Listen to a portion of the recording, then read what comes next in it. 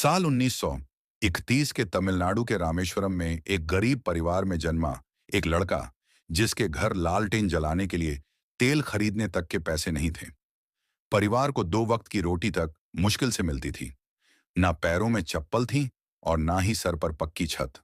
वो देखता था आसमान में उड़ते पंछियों को और देखता था एक सपना उड़ने का, जिसे उसने समुंदर के किनारे बैठकर देखा था। इस बात से बिल्कुल अनजान कि यही लड़का एक दिन भारत को अंतरिक्ष में पहुंचा देगा, परमाणु महाशक्ति बना देगा और खुद दुनिया के सबसे बड़े लोकतंत्र का महान नायक बन जाएगा। ये कहानी है इंडिया के missile man, Bharat Ratna doctor APJ Abdul Kalam जी की। एक ऐसी शख्सियत जिसके जीरो हेटर्स थे, जिनके मुंह से निकला हर एक शब्द आज के युवा के लिए सबसे बड़ी सीख है, और जिनका पूरी दुनिया इतना सम्मान करती थी कि 26 मई 2005 को जब कलाम साहब ने स्विट्जरलैंड में कदम रखा ना, तो उनके सम्मान में वहां की गवर्नमेंट ने उस दिन को साइंस डे डिक्लेयर कर दिया। लेकिन क्या आप जानते हैं कि एक छोटे से कमरे से निकलकर भारत के प्रेसिडेंट बनने तक का उनका सफर इतना मुश्किल था कि कोई आम आदमी बीच में ही दम तोड़ दे। इनफैक्ट कलाम साहब ने भी एक बार अपनी जान लेने की कोशिश की थी। आज हम सर एपीजे अब्दुल कलाम जी की इसी स्ट्रगल स्टोरी के बारे में बात करेंगे, जो आपको हर मुश्किल से लड़ने की हिम्मत देगी। कलाम का जन्म 1931 में रामेश्वरम में हुआ था। में एक बेहद गरीब परिवार में हुआ था। उनके पिता एक छोटी सी नाव चलाते थे, जिससे मुश्किल से दो वक्त की रोटी मिलती थी। एक छोटे से कमरे वाले घर में कलाम अपने चार भाई बहन और माता पिता के साथ रहते थे, और शाम होते ही उनके घर घना अंधेरा छा जाता था। बस जो हल्की सी रोशनी आती थी वो होती थी चांद की रोशनी, और कभी कभार लालटेन जलाने के लिए तेल खरीदा जाता था, जिसका भरपूर इस्तेमाल वो रात में पढ़ाई के लिए किया करते थे।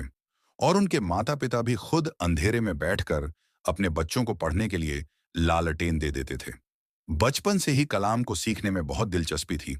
जब 8 साल की उम्र में उन्हें पता चला कि उनके गांव से कई किलोमीटर दूर एक ऐसे टीचर हैं जो 5 साल के बच्चों को फ्री में गणित पढ़ाते हैं, लेकिन उनका एक नियम था कि वो सुबह 4 बजे से 5 बजे के बीच सिर्फ उन बच्चों को पढ़ाएंगे जो नहा कर आएंगे। तभी 8 साल के कलाम ने ठान लिया कि वो मैथ्स तो सीख कर रहेंगे। ऐसे में ठंडी हो, गर्मी हो या बारिश, वो हर सुबह ठंडे पानी से नहाकर और तैयार होकर मास्टर जी के पास पढ़ने चले जाते थे। और बहुत जल्द वह सीखने की प्रक्रिया को मास्टर करने लगे। लेकिन वह सिर्फ पढ़ाई से संतुष्ट नहीं थे, वह परिवार की मदद करना चाहते थे। इसीलिए 10 साल की उम्र में उन्होंने पूरे गांव में अखबार बांटना शुरू कर दिया। कलाम साहब हर सुबह अपनी साइकिल पर रेलवे स्टेशन जाते, वहां से दीनामनी नाम के अखबार कलेक्ट करते और पूरे गांव के घर घर में अखबार पहुंचाते। इस दौरान भी वह चलते चलते पूरा अखबार पढ़ लेते थे। वहीं वह अपनी दोपहर मणिकन की लाइब्रेरी में बिताते और ज्ञान की खोज में किताबों, पुराने अखबारों और लिटरेचर के पन्ने पलटते रहते।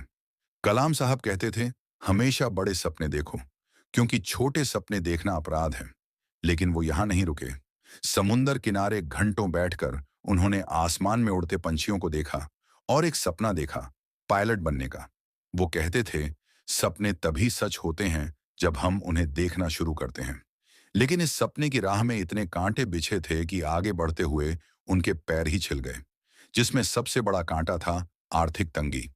इस सपने को पूरा करने के लिए उनके परिवार ने भी हर संभव कोशिश की।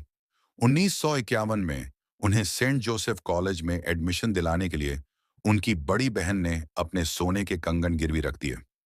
कलाम साहब ने भी पूरी मेहनत से पढ़ाई की और यहां से फिजिक्स में डिग्री लेकर वो 1955 में Madras institute of technology IIT पहुंचे एरोस्पेस इंजीनियरिंग पढ़ने। यहां वो एक प्रोजेक्ट पर काम कर रहे थे, मगर समय बीता जा रहा था और प्रोजेक्ट खत्म होने का नाम नहीं ले रहा था। जो देखकर एक बार कॉलेज के डीन काफी गुस्सा हो जाते हैं, और उन्होंने गुस्से में अब्दुल कलाम जी से कहा कि अगर तुमने 3 दिन में यह प्रोजेक्ट पूरा नहीं किया तो मैं तुम्हारी स्कॉलरशिप कैंसिल कर दूंगा। जिससे वह इतना घबरा गए कि अगले 3 दिन तक उन्होंने बिना रात की नींद दिए दिन रात उस प्रोजेक्ट पर काम किया और उसे कंप्लीट कर दिया। जो देख डीन काफी खुश हुए और उन्होंने कलाम से कहा कि मैं जानता था कि तुम में वो काबिलियत है, लेकिन मैं देखना चाहता था कि तुम में मुश्किल वक्त को सहन करने की क्षमता है या नहीं। और इसी घटना से उन्हें काफी आत्मविश्वास मिला। लेकिन वो कहते हैं ना, सब कुछ आसानी से मिल जाए तो कोई महान न बन पाए, और उन्हें महान बनाने के लिए ही कुदरत ने उनकी राह में एक और बड़ा ट्विस्ट लाया। जी हाँ, उन्होंने अपने सपनों को पूरा करने के लिए इंडियन एयरफोर्स के एग्जाम दे दिए और इंटरव्यू देने देहरादून चले गए। लेकिन बदकिस्मती से वायु सेना में सिर्फ 8 वैकेंसीज थीं और कलाम साहब को 9th रैंक मिला और वह अपने पायलट बनने के सपने को हकीकत बनाने में फेल हो गए। उस वक्त वो नौजवान अपनी आंखों के सामने हर उम्मीद को टूटते हुए देख रहा था। दुख, दर्द और पीड़ा इतनी थी कि उन्हें अपनी जान लेने तक के ख्याल आए। उस वक्त वो उत्तराखंड के ऋषिकेश में चले गए और एक दिन वह गंगा किनारे टहल रहे थे। उस वक्त उनके दिमाग में नदी में कूदने के ख्याल भी घूम रहे थे। मगर तभी उन पर स्वामी शिवंदा की नजर पड़ी। उन्होंने कलाम के पास आकर उनके कंधे पर हाथ रखते हुए पूछा, बेटा क्या हुआ? सुनकर कलाम की आंखें भर आईं और उन्होंने स्वामी जी को पूरी बात बताई कि मेरी बहन ने मुझे पढ़ाने के लिए अपने गहने गिरवी रखे थे, लेकिन मैं फेल हो गया। अब मुझे कोई रास्ता नहीं दिख रहा कि मैं क्या करूं। तब स्वामी जी ने उन्हें कहा कि बेटा तू असफल नहीं हुआ है। ऊपर वाले ने तेरे लिए और कुछ बड़ा सोचा है, इसीलिए उदास मत हो। वापस जा और कुछ नया करने की कोशिश कर, क्योंकि जीवन में हर रोज सूरज निकलता है और नया सवेरा होता है। स्वामी जी की इस बात से अब्दुल कलाम सर को काफी हिम्मत मिली और उन्होंने वापस आकर defence research and development organisation DRDO join कर लिया। लेकिन यहाँ छोटे मोटे प्रोजेक्ट्स पर काम करके वह खुश नहीं थे।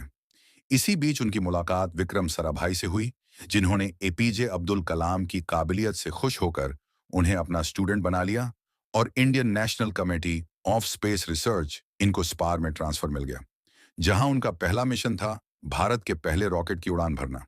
लेकिन शुरुआती स्टेज में होने के कारण इन कॉस्पर के पास ना तो कोई वर्कशॉप थी और ना ही कोई ऑफिस। हर चीज कठिन लग रही थी। इसे अंजाम देने के लिए उन्हें सबसे पहले एक जगह चाहिए थी। कलाम साहब और उनकी टीम ने हार नहीं मानी। उन्होंने केरला के ठम्बा गांव में एक चर्च को अपना वर्कशॉप बना लिया और वहां के फादर के घर को अपना ऑफिस। फिर सरकार से मिले थोड़े बहुत पैसों से उन्होंने बकायदा पूरे रॉकेट को ही बना डाला। लेकिन यहां पर उनकी मुश्किलें खत्म नहीं हुई, क्योंकि रॉकेट को लॉन्च पैड तक ले जाने के लिए उनके पास कोई साधन नहीं था। तभी उन्होंने रॉकेट के पूरे पार्ट्स को डिसमेंटल किया और सभी टुकड़ों को अलग अलग जगहों पर रख दिया। को बैलगाड़ी और साइकिल की मदद से लॉन्च पैड तक पहुंचाया। After months of hard work and experimentation, finally in मुश्किलों के बाद 21 नवंबर 1963 को यह रॉकेट अचीव करके भारत ने अंतरिक्ष में अपना पहला कदम रखा। लेकिन क्या आप जानते हैं कि एक मिसाइल मैन जिन्होंने इस देश को उसकी असली ताकत दिखाई, उनका नाम मिसाइल मैन एक सक्सेसफुल नहीं बल्कि एक फेल प्रोजेक्ट से पड़ा था। जी हां, तो हुआ यह था कि साल 1959 में अब्दुल कलाम भारत के सबसे पहले सैटेलाइट लॉन्च प्रोजेक्ट ASLV-3 के डायरेक्टर बने। मगर उस वक्त जनता को स्पेस में जाने की अहमियत पता ही नहीं थी। इसीलिए लोगों ने कई सवाल उठाए और उन्हें इस मिशन के लिए काफी कम बजट मिला। लेकिन फिर भी सर एपीजे अब्दुल कलाम इस मिशन के लिए इतने ज्यादा डेडिकेटेड थे कि उन्होंने अपने करियर में एक भी वीकेंड ऑफ नहीं लिया, कोई छुट्टी तक नहीं मनाई और खून पसीने से SLV-3 को तैयार किया। इसी बीच उनके पिता की मौत हो गई, लेकिन वह अपने लक्ष्य से भटके नहीं। उन्होंने इस प्रोजेक्ट को अपनी निजी जिंदगी से ऊपर रखते हुए पूरा किया। लेकिन जब अगस्त 1979 में उनकी 10 साल की मेहनत की असली परीक्षा हुई, यानी कि रॉकेट लॉन्च हुआ, तब यह सितारों को छूने के बजाय बंगाल की खाड़ी में जा गिरा। उस वक्त लोगों ने उन्हें काफी ताने मारे, बहुत खरी खोटी सुनाई। ऐसे में किसी भी इंसान की हिम्मत टूट सकती है। लेकिन उन्होंने हार मानने के बजाय अपनी गलतियों पर ध्यान दिया और सिर्फ एक साल के अंदर 18 जुलाई 1980 के दिन SLV-3 रोहिणी का सक्सेसफुल लॉन्च करके उन्होंने भारत का झंडा अंतरिक्ष में लहरा दिया। इस नई सक्सेस ने उनके स्टेटस को एक्सपोनेंशियल ग्रोथ दे दी, जिसके बाद उन्होंने भारत के बैलिस्टिक मिसाइल्स जैसे कि अग्नि और पृथ्वी के प्रोजेक्ट्स को भी सक्सेसफुली पूरा किया, जिसकी वजह से उन्हें साल 1981 में पद्म भूषण और 1990 में पद्म विभूषण से सम्मानित किया गया। लेकिन जिस उपलब्धि के लिए उन्हें भारत रत्न से नवाजा गया, वो था पोखरण 2। जी हां, सर अब्दुल कलाम भारत के कुछ और महान वैज्ञानिकों और इंडियन आर्मी की टीम ने मिलकर अमेरिका की सैटेलाइट की आंखों में धूल झोंक कर भारत का दूसरा न्यूक्लियर टेस्ट किया था और इसी के साथ भारत एक न्यूक्लियर सुपर पावर देश बना था। इस नई उपलब्धि ने भारत को बाकी सभी देशों से डिफरेंशिएट कर दिया और उसे एक प्रीमियम पोजीशनिंग भी मिल गई। आप में से काफी कम लोग जानते होंगे कि कलाम साहब कुछ समय के लिए अमेरिकन स्पेस एजेंसी नासा में भी ट्रेनिंग लेने के लिए गए थे। वहां उन्होंने एक बहुत बड़ा गैप स्पॉट किया। वहां की मैनेजमेंट उन्हें देखकर इतनी इम्प्रेस्ड हो गई थी कि उन्होंने कलाम सर को नासा में जॉब ऑफर कर दिया और कहा कि हमें आपके जैसे ही तो टैलेंट की जरूरत है, और वैसे भी आपके भारत में रखा क्या है। लेकिन कलाम ने यहाँ एक अलग रास्ता चुना। वो मुस्कुराए और इंडिया को स्पेस तक पहुंचाने की जिद के साथ वापस लौटे और अपनी जिद को पूरी भी किया। और इवन नासा का कोई भी वैज्ञानिक उनसे नफरत या जलन महसूस नहीं करता, बल्कि अब्दुल कलाम सर तो उनके भी रोल मॉडल हैं। इसी तरह कुछ साल बीते और फिर आया 25 जुलाई 2002 का वो ऐतिहासिक दिन जब सर एपीजे अब्दुल कलाम भारत के 11वें प्रेसिडेंट बने। लेकिन आपको यह जानकर गर्व होगा कि उन्होंने कभी अपनी प्रेसिडेंट सैलरी नहीं ली, बल्कि उसे गरीब और पिछड़े हुए गांव में डोनेट कर दिया ताकि वहां भी स्कूल बने और वहां बड़े सपने देखने वाले किसी बच्चे को उनके जैसा संघर्ष ना करना पड़े। मगर फिर 27 जुलाई 2015 के दिन हमने उन्हें हमेशा हमेशा के लिए खो दिया। लेकिन सर एपीजे अब्दुल कलाम आज भी हमारी यादों में जिंदा हैं और उनकी बात करते ही आंखें खुशी के आंसुओं से भर आती हैं। इसीलिए आज मेरे लिए नहीं, बल्कि उनके ट्रिब्यूट में हम इस वीडियो को जितना हो सके लाइक करिए और शेयर कीजिए, और कमेंट बॉक्स में कलाम साहब की तारीफ में 2 शब्द जरूर लिखिए। अगर आप भविष्य में ऐसे ही स्ट्रगल स्टोरी सुनना चाहते हैं तो रीड रिकैप रिपीट को सब्सक्राइब करके पास वाली घंटी जरूर दबा दीजिएगा। इस वीडियो के एंड में कलाम साहब की कुछ बातें कहना चाहूंगा। वो कहते थे, सपने वो नहीं होते जो आप नींद में देखते हैं, बल्कि सपने वो होते हैं जो आपको सोने नहीं देते। जब आपका सिग्नेचर ऑटोग्राफ में बदल जाए तब समझ लेना कि आप कामयाब हो चुके हों।